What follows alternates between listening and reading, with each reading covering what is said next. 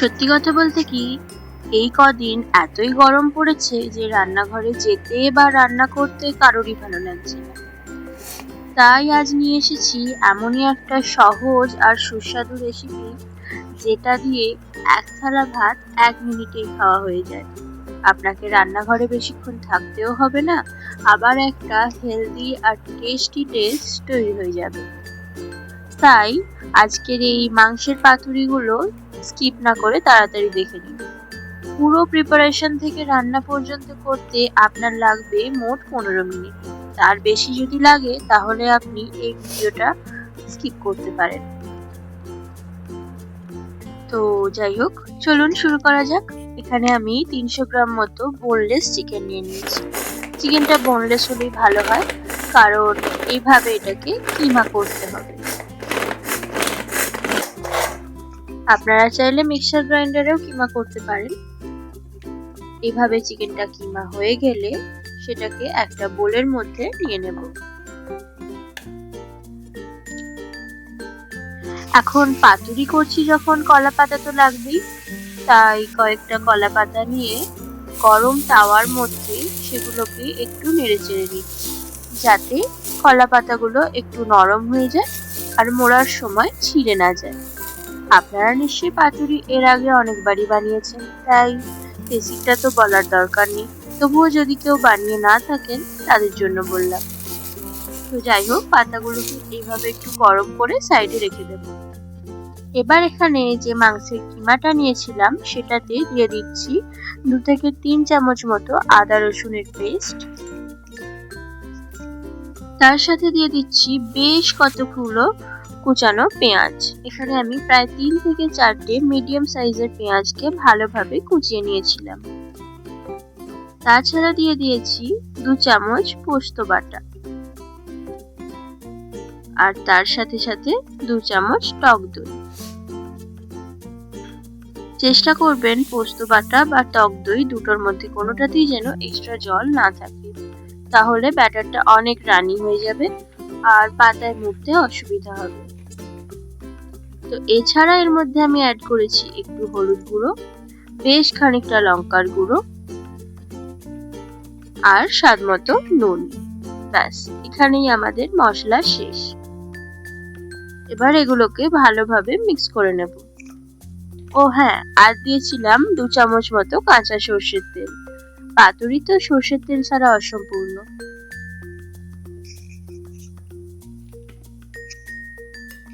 এবার এগুলোকে ভালোভাবে মিক্স করে নেব, তাহলেই আমাদের রান্নার প্রায় 70% কিন্তু ডান হয়ে যাবে। দেখুন তো কত কম সময় লাগলো। আরো একটা দিক, এই রেসিপিটা কিন্তু খুবই হেলদি আর হাই প্রোটিন রেসিপি, যেটা অনেক কম তেলে তৈরি করা হয়ে যায়।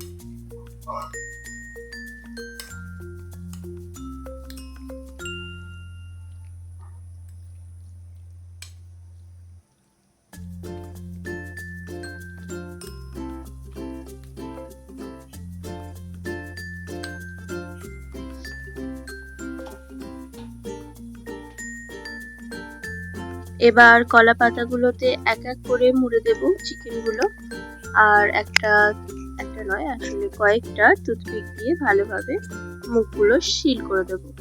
আপনারা চাইলে সুতো ব্যবহার করতে পারেন, সুতো দিয়ে ভালোভাবে বেঁধে দিতে পারেন, সেক্ষেত্রে আরো বেশি সিকিউর হবে। তবে আমি এখানে কুইকলি করব বলে টুথপিক দিয়ে বানিয়েছিলাম।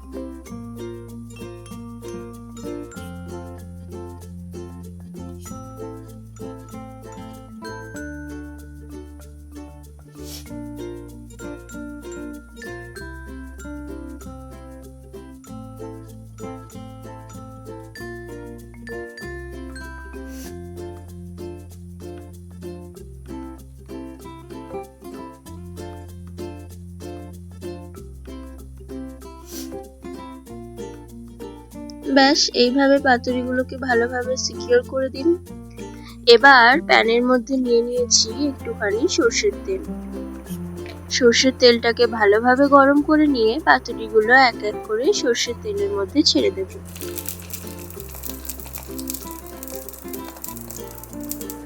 আর ঢাকা দিয়ে দেব। ঢাকা দিয়ে এটাকে লো ফ্লেমে কুক করব ওই 5 থেকে 7 মিনিট মতো। চিকেনটা যেহেতু কিমা হয়ে গেছে তাই এটা সিদ্ধ হতে বেশিক্ষণ সময় লাগবে না। এবার 5 মিনিট পর ঢাকাটা খুলে পাতুরিটাকে উল্টে দিয়ে আবারও 5 মিনিট রান্না করে নেব।